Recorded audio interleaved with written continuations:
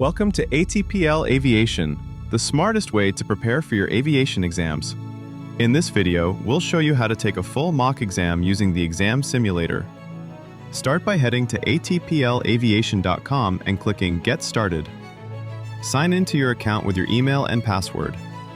Once you're on the dashboard, head to the exam simulator in the left sidebar. Click Start New Mock Test to begin setting up your exam.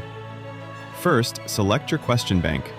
Here we're choosing PCAA 2020, the most comprehensive bank with over 10,500 questions. Next, pick your subject. We're selecting F001 Air Law, which contains 1,598 questions. You can drill down further by choosing specific topics and subtopics, or leave everything selected for a full subject exam. Set how many questions you want and enable the timer to simulate real exam pressure. When you're ready, hit Start Test. The exam begins. Answer each question carefully. Your timer is running just like in the real thing. When you're done, open the Finish Exam drop-down. You can save and exit to come back later, or finish exam to submit your answers. Saved exams appear on your dashboard. You can resume where you left off or delete them at any time.